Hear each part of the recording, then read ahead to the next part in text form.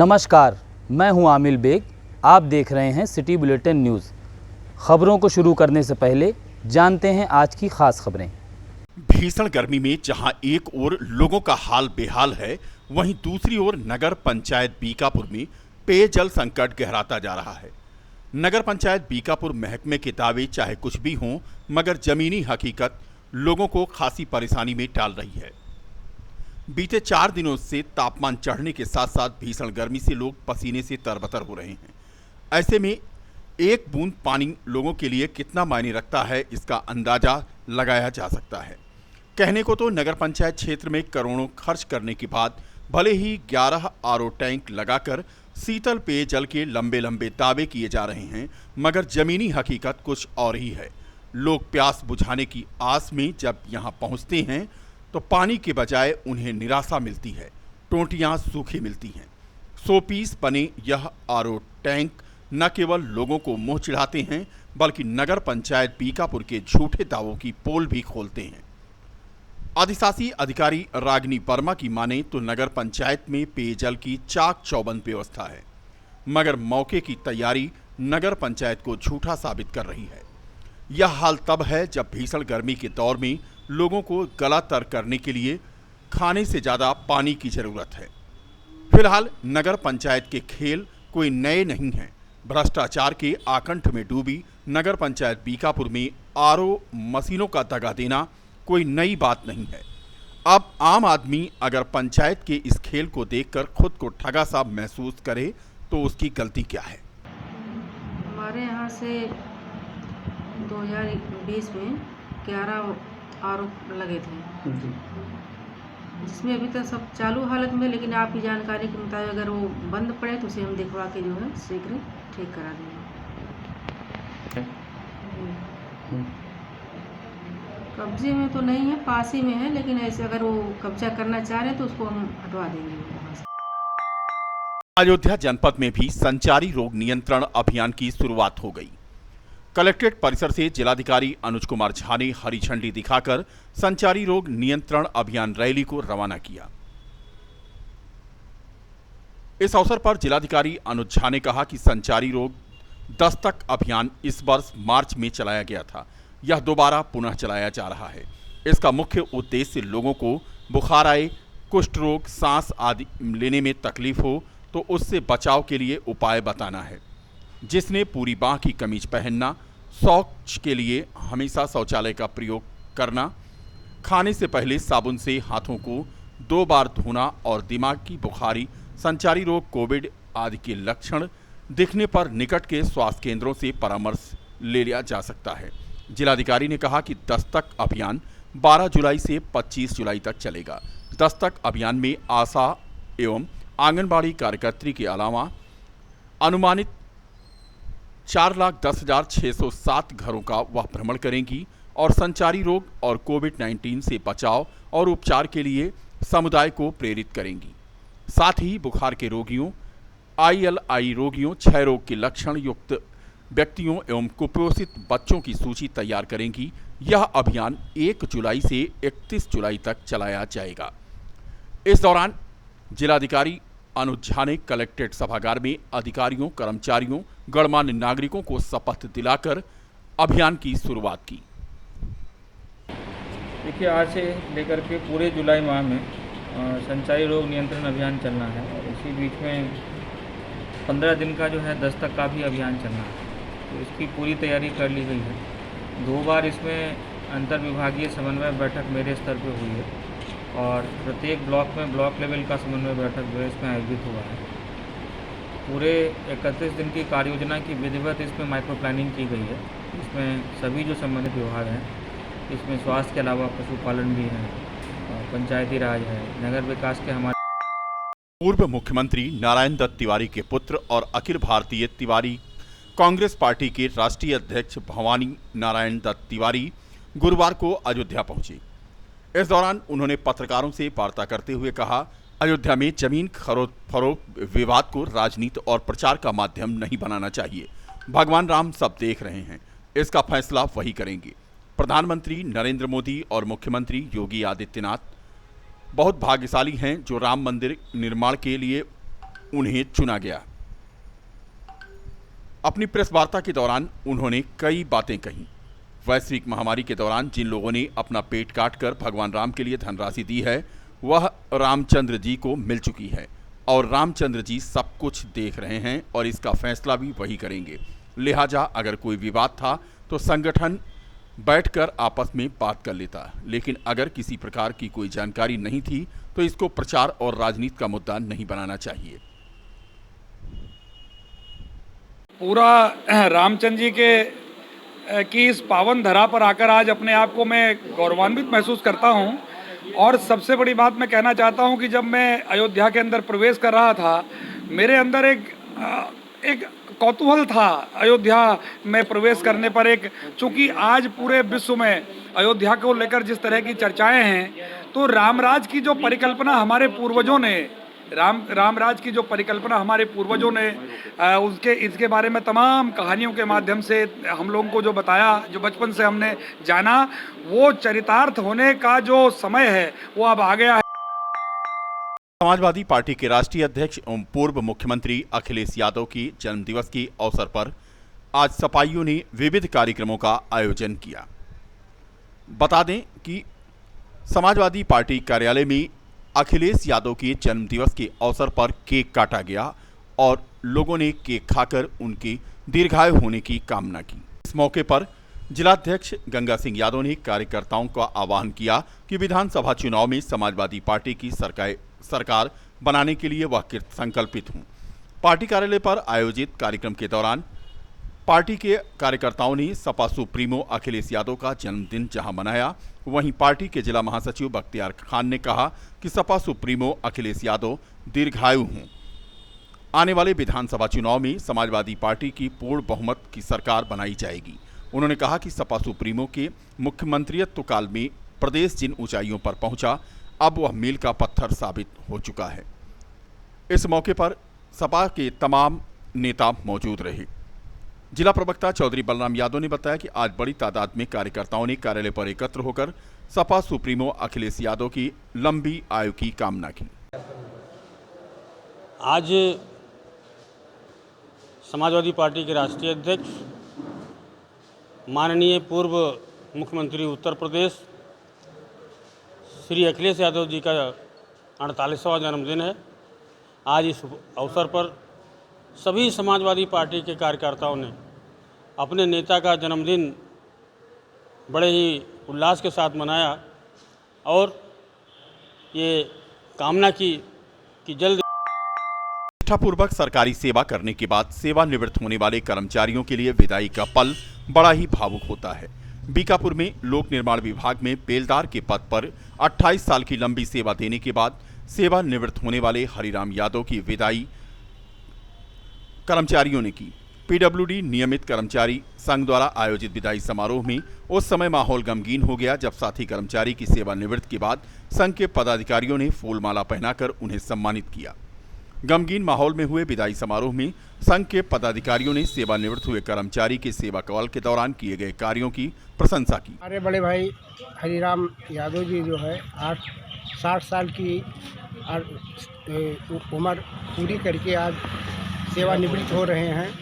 उन्हीं के उपलक्ष्य में हम लोग जो है इनके विदाई समारोह में हम लोग यहाँ आ करके जो है इनके विदाई समारोह में शामिल होने के लिए फैजाबाद से चल करके हम लोग यहाँ आए। हमारे हरिराम भाई हमारे विभाग में बेलदार के पद पर कार्यरत थे और आज जो है 60 साल की सेवा पूरी करके जो है आज रिटायर। रामलाल यादव, जनपद अध्यक्ष पीडब्ल्यूडी नंबर। डॉक्टर्स डे पर बीकापुर के ग्रामीणों को लंबे इंतजार के बाद एक ऐसा अस्पताल मैसर हो ही गया जहां स्वास्थ्य को सर्वोच्च प्राथमिकता का आधार दिया गया है। श्री जोगी वीर बाबा जन कल्याण संस्थान के बैनर तले गुरुवार को बाबा विश्वनाथ अस्पताल का संचालन प्रारंभ हो गया। अत्याधुनिक स्वास्थ्य सुविधाओं से लैस अस्पताल तथा अस्पताल में मौजूद स्वास्थ्य कर्मियों के हौसले बुलंद दिखाई दिए। संस्थान के संस्थापक शिव कुमार सिंह ने हॉस्पिटल के मुख्य द्वार पर फीता काटकर उद्घाटन किया तो लंबे अरसे से इंतजार में बैठे लोगों का स्वास्थ्य परीक्षण के लिए तांता लग गया। बाबा विश्वनाथ हॉस्पिटल के स्वास्थ्य कर्मचारियों की माने तो इसी घड़ी का वह बेसब्री से इंतजार कर रहे थे। 6 माह तक ग्रामीणों के आने वाले मरीजों को यहां पर निःशुल्क इलाज दिया जाएगा। इनके स्वास्थ्य परीक्षण के लिए अत्याधुनिक तकनीक से लैस लैबोरेटरीज में भी निःशुल्क जांच होगी। इस संबंध में जानकारी देते हुए प्रबंधक दिग्विजय सिंह ने दावा किया कि उनका अस्पताल मरीजों की सेवा में कोई कोर कसर नहीं छोड़ेगा। उन्होंने जानकारी देते हुए बताया कि जोगी वीर बाबा जन कल्याण संस्थान परिवार का सपना आज साकार हो गया। कि हमारे क्षेत्र में कोई भी हॉस्पिटल या कोई मरीज कहीं भी रात में बीमार हो जाए तो कहीं भी कोई व्यवस्था नहीं थी। एक सामुदायिक स्वास्थ्य केंद्र बीकापुर था जो कि न कोई डॉक्टर वहाँ मिलता, न कोई भी सुविधा नहीं होती। अगर वहाँ कोई आ भी जाता वो सीधे रिफर करता का फैजाबाद चले। इस उद्देश्य से संस्थापक श्री शिव कुमार सिंह जी पिताजी हमारे, उन्होंने कहा कि ग्रामीण के लोगों के लिए एक अच्छी व्यवस्था दी जाए, एक हॉस्पिटल बनाया जाए कि जो सहयोग हम लोगों से हो पाए ज़्यादा से ज़्यादा उनका सहयोग करें और इलाज यहीं उनको मिल जाए। तो उसमें संस्थापक जी अध्यक्ष श्री संजय सिंह, मैं उसका प्रबंधक हूँ, डायरेक्टर सुमित सिंह हैं। हम लोगों ने बैठ के एक दिन गहन अध्ययन किया कि ये व्यवस्था अपने गांव में रखी जाए और निःशुल्क इलाज दिया जाए। शहादतगंज से नया घाट तक बन रहे 4 लेन का विरोध व्यापारी कर रहे हैं। अयोध्या के व्यापारियों ने आज मौन जुलूस निकाला। व्यापारियों ने मांग की कि उनके रोजी रोटी को ध्यान में रखा जाए और उनसे बिना वार्ता किए हुए प्रस्तावित 4 लेन 2 लेन के निर्माण को न किया जाए। व्यापारी नेताओं का कहना था कि अयोध्या शहर में प्रस्तावित 4 लेन के निर्माण से जहां एक तरफ मठ मंदिरों के मुख्य द्वार टूटने से उनकी पौराणिकता नष्ट हो रही है और परिवर्तित हो रही है, वहीं दूसरी ओर शहर की प्राचीनता नष्ट होने से अयोध्या धाम विश्व धरोहर की सूची से बाहर होने की स्थिति में आ रहा है। व्यापारी पीढ़ियों से दुकान व्यवसाय करके अपना परिवार का गुजर बसर कर रहे हैं। उक्त विकास से व्यापारी और किराएदार के उजड़ने का खतरा बढ़ता जा रहा है। फिलहाल मौन जुलूस निकाल रहे व्यापारियों को पुलिस ने आज रोक दिया और कोरोना प्रोटोकॉल का हवाला भी दिया। बता दें कि अयोध्या में मौन जुलूस व्यापारियों ने निकाला है। नया घाट से लेकर शहादतगंज के बीच में प्रस्तावित 4 लेन से इन व्यापारियों का व्यवसाय ठप हो जाएगा, ऐसा इनका कहना है। इनका कहना है कि उन्हें दुकान के बदले दुकान दी जाए और सही स्थान पर दिया जाए। फिलहाल तस्वीरें आप देख सकते हैं। अयोध्या के दुकानदारों को आज पुलिस ने मौन जुलूस निकालते समय रोका और रोकने के बाद यहां पर भारी संख्या में जो पुलिस बल तैनात था उसने व्यापारियों को कहा कि कोविड प्रोटोकॉल का वह ध्यान दें। इस बीच व्यापारी नारेबाजी करने लगे। हाथ में तख्तियां लिए हुए व्यापारी प्रस्तावित 4 लेन का विरोध कर रहे थे। विरोध प्रदर्शन दर्ज करा रहे हैं मौन जुलूस के रूप में। हम लोग के जितने भी लोग हैं, कोई हो हल्ला, कोई शोर शराबा नहीं होगा। हम लोग की मांग है कि पिछले 1 साल से हम लोग कई चक्रवार्ता प्रशासन से कर चुके हैं, अभी तक कोई इसका हल नहीं निकला है। प्रस्तावित 4 लेन हनुमानगढ़ी से धर्मभूमि तक प्रस्तावित 2 लेन के विरोध में हम व्यापारी समाज लगातार 1-1.5 साल से संघर्ष कर रहा है। पुलिस प्रशासन द्वारा कोई सुनवाई न होते हुए मजबूरी में हम लोग आज सांकेतिक रूप से एक विरोध यात्रा रामपहरी से टेढ़ी बाजार तक निकालने जा रहे हैं। अयोध्या में राम मंदिर निर्माण के लिए जमीन खरीद मामले में लगे भ्रष्टाचार के आरोप को आज राम जन्मभूमि तीर्थ क्षेत्र ट्रस्ट के कोषाध्यक्ष गोविंद देवगिरी ने सिरे से खारिज करते हुए कहा कि श्री राम की असीम कृपा से अयोध्या में भगवान श्री राम के मंदिर का काम तेजी से बढ़ रहा है। निर्माण की गति में अवरोध उत्पन्न करने की घटना 15-20 दिनों से यह घटी है। इसमें कुछ धार्मिक और कुछ तथाकथित धर्माचार्य भी शामिल हैं। उन्होंने आरोप लगाया कि भगवान श्री राम के मंदिर के निर्माण में कुछ कानूनी अनियमितताएं हैं, जिसे आप लोग घोटाला कहते हैं। पिछले 3 दिनों से आकर लगातार इसी बात की खोजबीन वह करते रहे। अपने साथ वकीलों को लेकर वह आए और सारे न्यासबंद भी उनके साथ थे। भूमि संपादन का कार्य किया गया और उसमें किसी प्रकार की अनियमितता नहीं बरती गई है।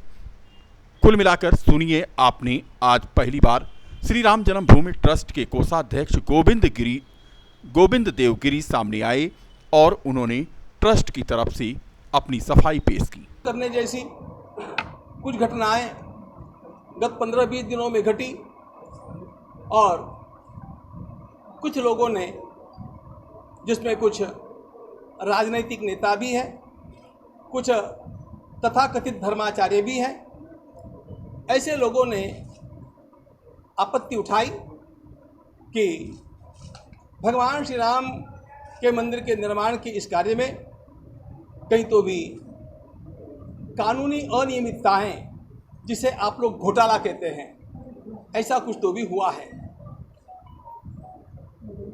इन बातों को सुनकर के जो लोग जानकार थे उन पर तो कोई परिणाम नहीं हुआ, वे विचलित तो नहीं हुए, लेकिन सामान्य जनता के मन में प्रसार माध्यमों के कारण और बार बार ऐसा बकने के कारण निश्चित रूप से संभ्रम निर्माण हो गया।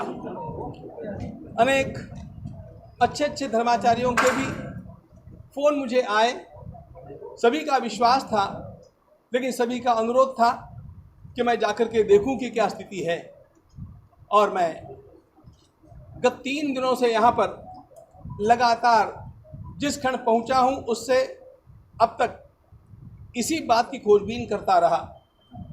मेरे साथ में वकीलों को लेकर के आया, लेखापालों को लेकर के आया, हमारे सारे न्यासी बंधु भी दौड़ दौड़ करके आए, हमारे पूज्य पेजावर पीठाधीश्वर महाराज भी आए, हमारे कामेश्वर जी भी पधारे और यहाँ के तो सभी लोग उसमें सहभागी है ही है।